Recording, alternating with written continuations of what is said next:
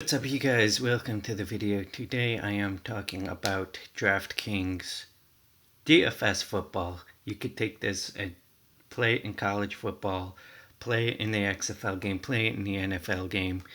All the principles apply to all the football games across this platform, but I do say DraftKings specifically because DraftKings and FanDuel are scored very differently.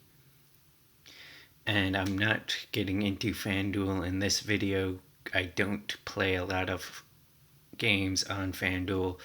DraftKings is the site that I use most just across the board for all sports. But this strategy that I've built at and the website that I've gotten decent at DFS on is DraftKings. So if you want me to discuss the differences between DraftKings and playing on FanDuel, I can, but right now this is just exclusive to DraftKings. So rule number one to fantasy sports, no matter if you play season long or DFS, you have to know how it is scored. Because if you don't know how it is scored, you're not going to know how to correlate lineups, you're not going to know how to play lineups, and you're going to lose a very significant edge, whether it be in, GPPs, whether it be in cash games. Knowing how the game is scored is super important. And the one thing about DraftKings scoring is they really reward high volume. So this is full point PPR. So every time somebody catches a ball, you get a point. 100 plus receiving yard game gets plus 3 points. 100-yard rushing game gets 3 points. 300-yard passing game gets rewarded with 3 points. So yeah, if a guy has a high volume of targets, a high volume of passing yards, high volume of catches, DraftKings awards you handsomely for it. So tip number one is take volume over the big play. So this example here of what I mean by this is take Deontay Johnson and Claypool. Two guys on the same team that I really like. So Deontay Johnson, let's just pull it up. 23 targets in the first 2 games. Put up 23 fantasy points in the first and only 10 in the second. Claypool only has 5 targets, but the few times he does get targeted, he busts them out for pretty long gains. Deontay Johnson is the player that I would rather have in this situation because it is much easier to predict how many targets somebody's going to get than it is to predict if they are going to get a long catch or if they are going to catch a long touchdown. So I always take the volume over the receiver. And in a PPR format, 6 catches negates any touchdowns that your opponents are scoring. And 6 catches relative to a big touchdown is much easier to predict. You can try to predict touchdowns from guys like Claypool, but it's not easy to predict. You are going to lose that way more times than you are going to win. So take the high volume upside, because if you get close to 6 receptions, it is close to the value of a touchdown. Another really big tip is to stack quarterbacks with their receivers. Oh, actually, one more thing. Let's backtrack quickly. Also, if you do get a high target receiver, he also has more upside to get to that 100-yard receiving bonus. It is much more likely that a guy who gets 6, 7, 8 targets will get that reception bonus than somebody who gets 2 to 3 targets. So keep that in mind.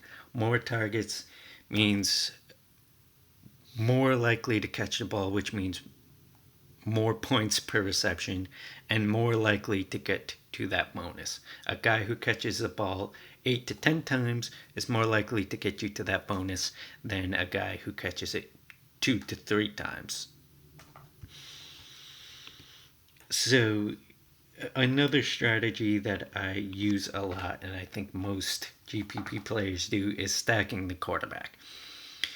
Now, in most games, like football, baseball, hockey, it is a 1-to-1 ratio. So if you think Deontay Johnson's going to have a big game, that means Ben Roethlisberger has to have a big game. Because if Ben Roethlisberger isn't doing well, then Deontay Johnson isn't doing well. No, I'm sorry. If Deontay Johnson is doing well, that means Ben Roethlisberger is doing well. Because without Ben Roethlisberger getting him the ball, because if Ben Roethlisberger isn't throwing the ball well, then Deontay Johnson isn't scoring any points. So if Deontay Johnson goes up for a big bonus, that means Roethlisberger's going to be throwing for 100 yards. And now you have the points from Johnson, and you have the points from his biggest predecessor, which is the quarterback. And if you do stumble upon a touchdown thrown to Deontay Johnson, now you're getting rewarded for the touchdown for the receiver and the quarterback. So it is a direct 1-to-1 ratio. If Johnson does well, his quarterback Roethlisberger is going to do well. Now Roethlisberger can do well with Johnson doing bad, but again, it comes down to figuring out who's going to get the highest volume of catches. And if you could figure out who's going to get a high volume of catches, and the man who's going to be providing him with the throws that are getting the receiver to the high volume of catches, now you have 2 good plays. And the third advice that kind of goes along with this is try to find running backs that have usage in the passing game. Think of a guy like Austin Eckler. Austin Eckler got 9 receptions in his first 2 games. I'm sorry. He got 4 receptions for 4 targets in his second week and 1-to-1 in his first week. So if a guy can get you 4 targets a week, between like 4 and 5, I would say that's like a good number for running backs. That increases his floor. So if a ceiling game is the ceiling game is the player's absolute best performance, and the floor is the absolute worst performance you're projecting for a guy, if he catches the ball, that floor gets raised. So looking for running backs that have high usage in the passing game helps elevate your game to the next level. You want my goal really is to accumulate as many targets and as many receptions as I can in a game. Because, like I said, all it takes is 6 targets to equate to 1 touchdown, which is much, much, much easier to predict. So you start with, I always start with looking at the games that are projected to be high scoring, good matchups, and how I can fit in the most amount of volume. And just one general piece of advice that I would like to give is you don't have to be contrarian on every single play to be successful in a GPP. It is okay to play chalk on GPPs.